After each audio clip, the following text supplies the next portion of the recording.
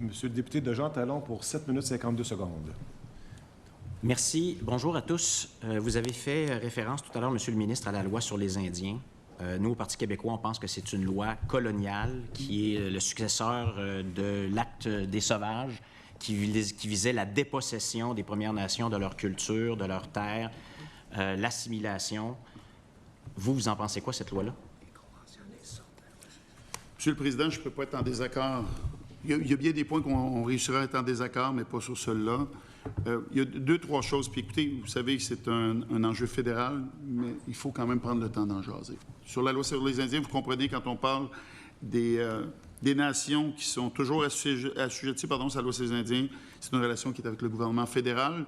Il y a des tentatives dans le passé où ils ont demandé au chef, est-ce que vous voulez vous retirer sur la loi sur les Indiens? Ça n'a pas donné de résultat. Mais je vais vous donner une solution, moi, Monsieur le Président, pour le collègue. C'est lorsqu'on fait des conventions.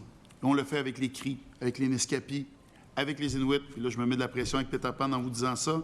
Quand on a des conventions, on sort les communautés de cette loi sur les Indiens. Alors, les Cris, les Nescapis, les Inuits sont sortis de cette relation-là avec la loi sur les Indiens. Ça, c'est le pouvoir qu'on a au Québec. Puis si vous avez compris qu'on a déjà 3 communautés, 50 du territoire qui est comme ça, on veut en faire plus. Sur la loi sur les Indiens, qu'est-ce que votre gouvernement a fait depuis sa première élection en 2018 pour changer cette loi-là ou pour la remplacer? Monsieur le Président, j'ai appris une chose assez rapidement dans mon poste, c'est pas à moi de prendre position pour les communautés, pour les nations. Les nations qui le veulent peuvent se sortir de cette relation-là en faisant un traité avec le gouvernement du Québec. On l'a fait dans 3, quand je dis on, c'est comme gouvernement, je n'étais pas là. Les Nescapis, les Cris, les Inuits, ça a été fait. On travaille pour des communautés avec Peter Pan, c'est pas une nation complète. Relativement à la loi sur les Indiens? Ça les sort complètement de la loi sur les Indiens. Est-ce que vous avez fait des démarches relativement à la loi sur les Indiens? On le fait dans Peter Pan pour les sortir de la loi sur les Indiens. Oui, mais relativement à la loi elle-même. Moi, je n'ai pas pris parole au nom des Autochtones au Québec pour les sortir de la loi sur les Indiens. Ça serait très paternaliste comme approche. OK. Bien, voyez-vous, nous, on pense que l'indépendance du Québec, c'est une occasion de se débarrasser de cette loi coloniale et de repartir vraiment sur des bases de nation à nation pour redéfinir un pays où on va pouvoir dialoguer comme ça. Vous avez raison. En attendant, on peut faire des conventions. Vous avez nommé celle de Pétapan. Quand on a un objectif clair et qu'on veut y arriver, on le fixe et on le dit publiquement. Quelle est votre échéance pour clôturer les négociations et signer le traité Pétapan? Une date? On l'a fixé, puis on le dit clairement comme objectif qu'on s'était donné au 31 mars 2023. On dépasse ce temps-là, on le sait. Ensemble, avec les chefs, on s'est donné un objectif d'y aller dans un mode qui était un sprint. Et je l'ai dit tantôt aux collègues de Schlager qui posaient la question, pour moi, ce sera le plus tôt possible. Pouvez-vous vous engager aujourd'hui à une date à laquelle le gouvernement du Québec veut avoir conclu les négociations et signé Pétapan? Le plus tôt possible. On a déjà dépassé la date qui avait été fixée, Monsieur le Président. Alors, en toute honnêteté, je ne veux pas que mes équipes se donnent 1 année, 8 mois, 9 mois. Si on le règle dans 2 semaines, puis je n'imposerai pas le rythme à mes collègues des Premières Nations, on va le faire ensemble, puis on va le livrer. Donc, si c'est dans 2 semaines, je vais être très heureux, M. Donc, le gouvernement ne veut pas se donner un objectif clair pour signer Pétapan, c'est ça qu'on comprend? L'objectif est plus que clair, ça s'appelle plus vite possible. OK, mais ça, ce n'est pas une date. C'est signé depuis le 31 mars 2004. Vous avez parlé que tous les gouvernements étaient un peu responsables de ce délai-là, mais là, vous êtes au pouvoir depuis 6 ans. Et ce qu'on entend, c'est qu'il semble avoir un retour en arrière sur ce qui a été convenu en 2004, sur le contenu de l'entente. Et là, vous nous avez dit, le premier ministre nous dit il faut régler Pétapan, mais c'est lui-même qui, en septembre 2023, je le cite, dit il y a une condition, comme tous les gouvernements qui ont précédé celui de la CAQ, on ne veut pas que dans l'entente, il y ait un droit de veto sur les futurs projets économiques. Quel droit de veto? Quel projet économique? De quoi le premier ministre parle-t-il? Monsieur le Président, je tiens à amener, puis je sais que mon collègue est un passé d'avocat, fait que je ne me lancerai pas dans un débat d'avocat avec lui. Et je savais qu'on trouverait un point sur lequel on ne s'entendrait pas, puis c'est définitivement sur l'indépendance du Québec, mais sur le reste, je pense que ça va bien. En 2004, je vais juste corriger, ce qui a été signé, c'est l'EPOG, l'entente de principe d'ordre général. Ce n'était pas le traité. Puis, je ne veux pas jouer sur les mots, là. Il faut être très honnête dans tout ça. C'est une première entente qui a été faite. C'est vrai, ce n'était pas le traité qui était signé en 2004, puis on a dormi sa switch pendant 20 ans. Ce n'est pas ce qui est arrivé. C'est une première entente qui était importante, puis je le reconnais à ceux qui étaient en place à l'époque. C'est le gouvernement Charest avec les libéraux.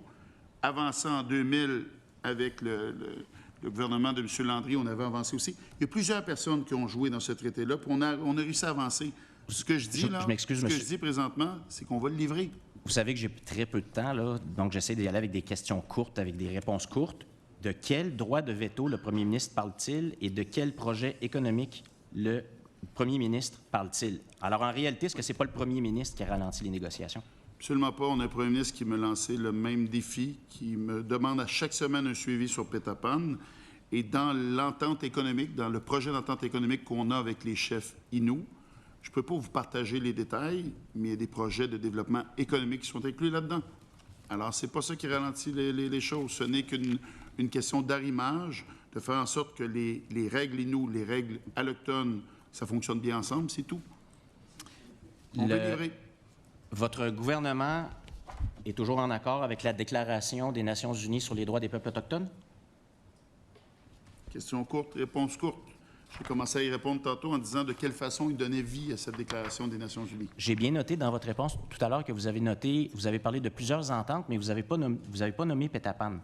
Les chefs du regroupement de Pétapan disent cette entente-là respecte la déclaration de l'ONU sur les droits des peuples autochtones, qui ne concède pas de droit de veto. Puis les chefs disent il n'y a pas de droit de veto. Le premier ministre est inquiet d'un droit de veto. De quoi a-t-on peur? On revient à sa question. La réponse est oui. On est d'accord avec la Déclaration des Nations unies. Oui, dans le traité Pétapan, on s'inspire de la Déclaration des Nations unies. Je ne veux pas être plate, là. On est tous les deux en accord là-dessus. Tantôt, j'ai commencé à faire la liste, j'ai juste arrêté de la lire. Je peux passer au travers, si vous voulez, vous avez très peu de temps.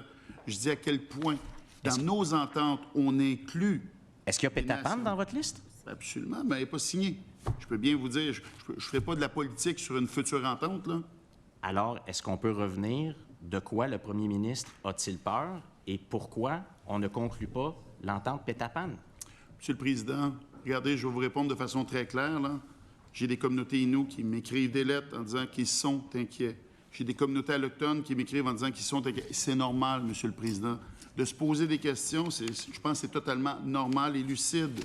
Là, ce que je comprends de la part des trois oppositions, c'est que le jour qu'on va aller en consultation, je vais avoir leur plein appui. Puis ça va nous aider grandement, Monsieur le Président. Puis c'est normal d'être inquiet. 30 secondes, Monsieur le député de Jean Talon.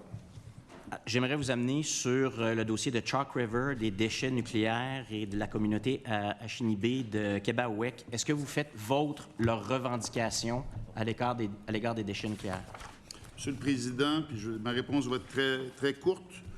Nous avons rencontré le chef Len Simon, que je connais très bien, la communauté de Québec, des Anishinaabe, et on a dit la même chose qu'on a envoyé comme lettre au fédéral, puis c'est mon collègue qui est ministre de l'Environnement, a dit les consultations, clairement, n'ont pas été bien faites dans ce dossier-là, et je suis d'accord là-dessus. Merci beaucoup, Monsieur le député.